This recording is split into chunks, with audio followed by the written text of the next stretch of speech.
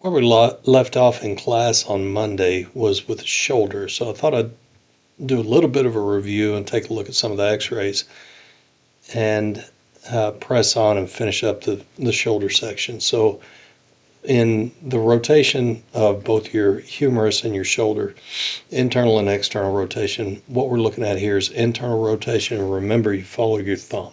So on internal rotation, you're going to see the lesser tubercle medially. On the external rotation, you're going to see the greater tubercle laterally. Neutral rotation, you don't see either one of those two, and that's what it looks like. So you kind of see a portion of the greater tubercle laterally, but you don't see it all that well. The Gracie method was the method that we would use to see the glenohumeral joint. So that's an AP oblique rotated towards the side of interest, and your whole reason there is to open up the joint space between the humeral head and the glenoid cavity. So on the APs, this is the glenoid cavity, humeral head, you have superimposition there, the joint space is not open. So that's what the Gracie method shows you. If your patient can't rotate, then one of the options is to do the transthoracic. The key points of the transthoracic are to keep the hand in whatever position it was in for the AP, and then elevate the unaffected side, and you're shooting through the lungs. So what you're going to have the patient do is breathe throughout the exposure to try to move the ribs and move the lung markings so that you can see it a little bit better.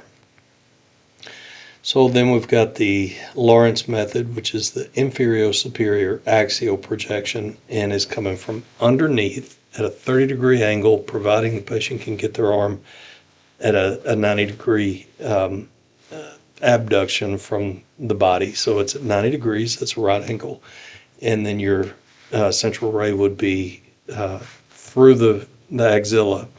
The important parts for patient care is to have the patient look away and tuck their chin away as well, and that enables you to put the image receptor closer into the neck, and hopefully you'll be able to visualize the humeral head a little bit better.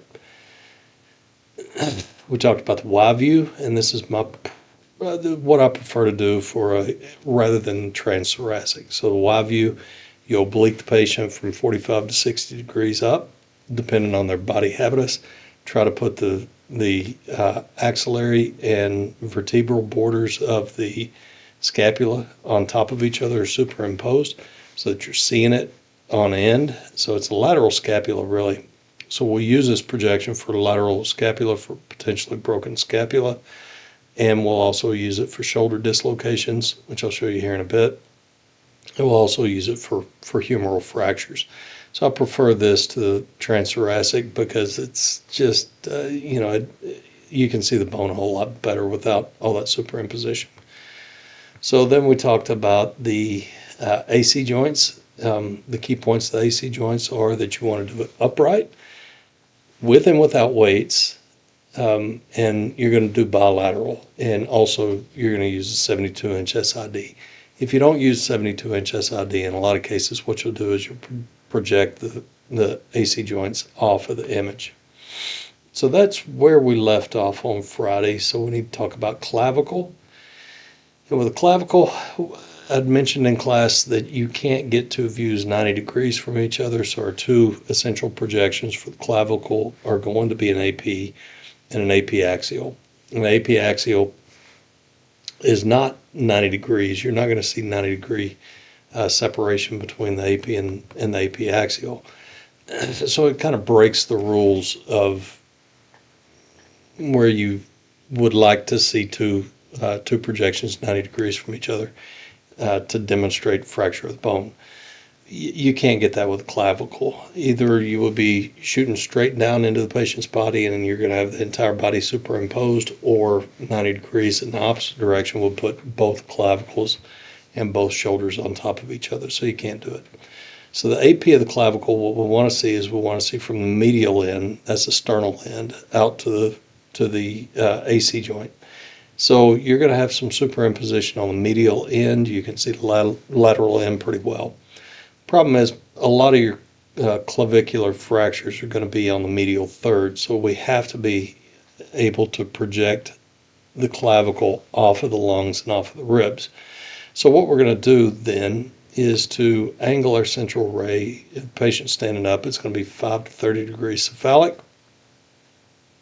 This says standing and lordotic position. That would assume that you would stand the patient up and lean them back into the image receptor. I really do not recommend that. The reason is because with a clavicle fracture, any kind of shoulder fracture, or shoulder injury, you're gonna have some degree of positional pain. That's gonna be hard for the patient to do. So just stand the patient up and angle your central ray 15 to 30 degrees cephalic. Again, if the patient's laying down, 15 to 30 degrees cephalic angulation. And what you're hoping to do is project more of the clavicle up and over the top of the ribs. So magnify this a little bit. Notice that you've still got some superimposition over the medial end. In order to get the clavicle completely free of superimposition by the ribs or on the ribs, the degree of angulation that you're going to use is going to be excessive, and it's going to make the clavicle look awful. So you could probably get a little bit more of the clavicle off of the ribs, but you're still going to have some superimposition. So why the degree of angulation? Why is there a range of angulations? If you have a patient who's asthenic and the distance between their clavicle and the ribs and their spine is very minimal, then it's going to take a lot of angulation to get that separation, as opposed to if you have somebody who's hypersthenic, it doesn't take quite as much. So that degree of angulation, the larger the patient, or the more barrel-chested the patient is, the less of an angulation that you're going to need, as opposed to somebody who's asthenic and has a very narrow chest. So with a scapula, we also do scapular views. They're pretty rare, but we will do an AP and a lateral. The AP is, we're going to have to take some steps to try to get the scapula desuperimposed from the ribs and the lungs as well. The lateral, we've already covered, that is your scapular Y. Remember, the only difference between a scapular Y view for the scapula and a Y view for the humerus is position of the humerus. If you're looking for the humerus itself, you just leave the humerus where it is. If you're looking for the scapula, you have to get that humerus out of the way. So that's really the only difference in the Y view. Excuse me, I'm losing my voice. So you can't really oblique the patient for AP of the scapula because the scapula is kind of tucked under the ribs like this. So if you, in this case, this would be my right scapula. So if I were to oblique the patient towards the image receptor, what would happen is I would put more of my ribs over the scapula, and that would be counterproductive. So what we're going to do then is we're going to have the patient lay flat on their back, if they can. Again, positional pain. If a patient comes to you in a wheelchair, do this with the patient standing upright. So what we're going to do is abduct the arm to a right angle. And again, that's 90 degrees, so abduct the arm out to 90 degrees. What that's going to do is it's going to rotate the scapula a little bit and pull it out from underneath the ribs. So your central ray is going to be 2 inches inferior to the coracoid process. I told you where the coracoid process was on Monday, and that is where the deltoid muscle comes in, and it makes that soft cavity right there, and also the pectoralis muscles come in. And they plug in right there, and that's where your coracoid process is. So your centering in this case for the shoulder was 1 inch below. For the scapula, it's 2 inches below. If you're using different collimation sizes and different image receptor sizes in your lab and lab practicum, for the scapula, your image receptor orientation, they may require you to turn it lengthwise. For the shoulder, it was crosswise, but for the scapula, it's lengthwise, because you want to make sure you include the entire scapula. So what it should look like is this. Notice you still have quite a bit of superimposition. You just can't get around that. Hopefully your computer algorithm will bring out some of that contrast. You'll be able to make a diagnosis. So scapular fractures are not as common as other shoulder injuries, dislocated shoulders and separated shoulders. Okay, so the Y view, again, the only difference between the Y view for the scapula versus the humerus is just position of the humerus. If you're looking for a scapula, just get it out of the way somehow. Again, the patient's going to have some pain, so they might not be able to put their arm straight up over their head, but they can move it either posteriorly or anteriorly. So just get it out of the way, one way or the other. So now what I'm going to do is I'm going to show you some of these fractures. So I'll go all the way back up to the hand, and these are searchable. So I didn't put them into the slideshow. You can search them. This gives credit to the whoever posts them. So a boxer's fracture is a fracture of the fifth metacarpal. So it's a common fracture. Okay, so my experience with these is that it most commonly occurs when somebody hits something very hard, and the demographic in my case has always been somebody who hit a wall. So they got in an argument, they got mad, and it's usually young men. I did have one young woman that had a boxer's fracture, but they get mad, they get in an argument, they get mad, and they hit a wall, and they break that fifth metacarpal. So that's a boxer's fracture, very common. A Bennett's fracture is a fracture of the proximal first metacarpal. So we see it in thumb x-rays, and that's what you're looking at here. It's also referred to as ski pole injury. It's caused, I think, by hyperflexion or hyperextension, I guess it is, of the thumb. So they call it a ski pole injury because it's common in skiing accidents where somebody jabs their ski poles down into the snow to try to catch themselves from falling, and they break it. So that's a Bennett's fracture. Two of the most common fractures you're going to see in radiography are the Smith fracture and the Colles fracture. So sometimes you'll see deformation like what you're seeing here. So with Colles fracture, what you have is a patient falls and they catch themselves on their hands, and what you get is a fracture of the distal radius and the ulna. So what we'll have then is posterior misalignment of the distal fragment. And with a Smith fracture, let's say the patient falls and they don't get their hands out in front of them enough to catch themselves, and what we have is anterior misalignment of the distal fragment. So depending on whether or not the patient gets their hands out in front of them, determines which type of fracture that's going to be, a Colles fracture or a Smith fracture. So Smith fracture looks a little more like that. The hand might have hit the ground on the posterior side and caused like a hyperflexion and also broke the wrist. As opposed to a Colles fracture, these would be in the back. So another common fracture in kids, we talked about kids being more flexible and pliable. So with a green stick fracture, the fracture doesn't go all the way through the bone. And this is a specific type of kids fracture. It's what we refer to as a Torus fracture.